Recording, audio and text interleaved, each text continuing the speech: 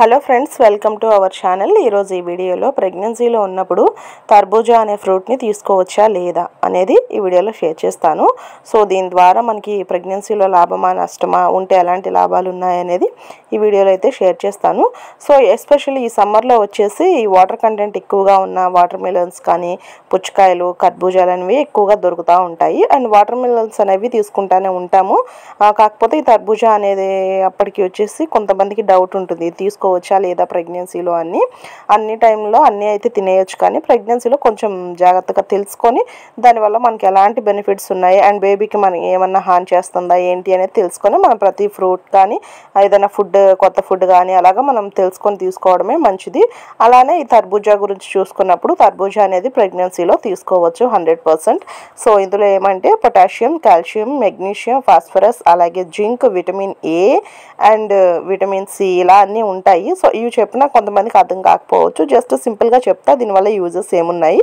And skin డెవలప్మెంట్కి బాగా use అవుతుంది. అలాగే హెల్దీ స్కిన్ అనేది మెయింటైన్ చేయొచ్చు. అలాగే మనకి ఏదైతే బేబీకి టూత్ రావాలి కదా, దంతాలు అవన్నీ మంచిగా రావాలి, ఎముకలు బోన్స్ అనేవి స్ట్రెంగ్త్ మంచిగా ఉండాలి అని అంటే మనము కాల్షియం టాబ్లెట్స్ అనేవి మనకి డాక్టర్ ప్రిఫర్ చేస్తారు. అంతే కాల్షియం అనేది మనకి ఫుడ్ రూపంలో కూడా దొరుకుతుంది. అంటే ఈ ఫ్రూట్లో మనకి రిచ్ కాల్షియం అనేది దొరుకుతుంది.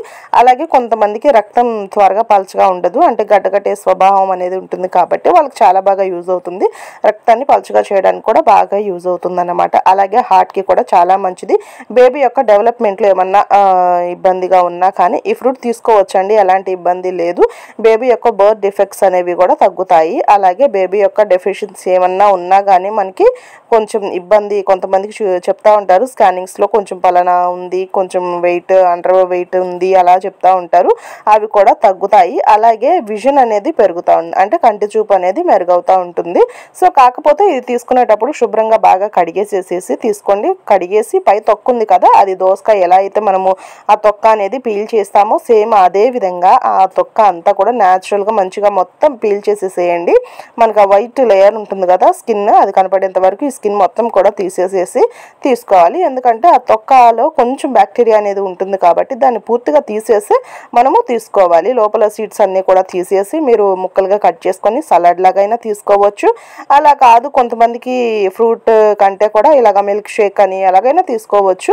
ఒకరోజు ఫ్రూట్స్ లా తీసుకున్న మరొక రోజు మిల్క్ షేక్ లాగా జస్ట్ కొద్దిగా పాలు వేసేసుకొని అలాగే ఈ కట్ చేసిన ఈ ముక్కలు వేసేసుకొని మనము మంచిగా మిక్సీ పట్టేసేసి ఆ జ్యూస్ని తాగొచ్చు. ఎలాంటి ఫ్రూట్ అయినా ఏ ఫ్రూట్ అయినా మనము ఈ జ్యూస్ రూపంలో కంటే ఫ్రూట్ని ఫ్రూట్ లాగా తీసుకోవటమే, దాని నుంచి వచ్చే పీచు పదార్థాలు కానీ అన్నీ మనకి మంచిగా ఉంటుంది. డాక్టర్స్ కూడా అదే జ్యూస్ కంటే కూడా మీరు న్యాచురల్గా మీరు ఫ్రూట్ని ఏ ఫ్రూట్ అయినా సరే ఫ్రూట్ని ఫ్రూట్లా తీసుకోవడానికి మీరు ఇంపార్టెన్స్ అనేది ఇవ్వండి అని చెప్తా ఉంటారు. సో దీనివల్ల మనకి లాభాలే తప్ప ఎలాంటి నష్టాలు అనేవి లేవండి. మీరు హ్యాపీగా తీసేసుకోవచ్చు. ఏ ఫుడ్ అయినా కానీ ప్రెగ్నెన్సీలో మరి తినొచ్చు కదా అని అతిగా తినకూడదు, జస్ట్ లిమిట్ అనేది ఉండాలి. ఒక చిన్న బౌల్తో ప్రతిరోజైనా తీసుకోవచ్చు. అలాగే వంటి చలవ చేసే గుణాలు కూడా ఉంటాయి కాబట్టి మీరు వాటర్ మిలన్ ఎలా తీసుకుంటారో అలాగే తీసుకోవచ్చండి, ఎలాంటి ఇబ్బంది ఉండదు. దాన్ని అయితే మంచిగా క్లీన్ చేయడం అనేది అస్సలు మర్చిపోవద్దు. అండ్ ఈ వీడియో అనేది మీకు కొద్దిగా హెల్ప్ఫుల్ అని అనిపిస్తే ఒక చిన్న లైక్ అయితే ఇవ్వండి. అలాగే మన ఛానల్లో ప్రెగ్నెన్సీ వీడియోస్ అలాగే స్కానింగ్ గురించి ఎక్స్ప్లెయిన్ చేయడం జరుగుతుంది కాబట్టి ఇన్ కేస్ మీకు ఇష్టం అయితే మీకు అవసరం అయితే డెఫినెట్గా వీడియోని మన ఛానల్ అయితే సబ్స్క్రైబ్ చేసుకోండి. Thank you for watching. See you another video.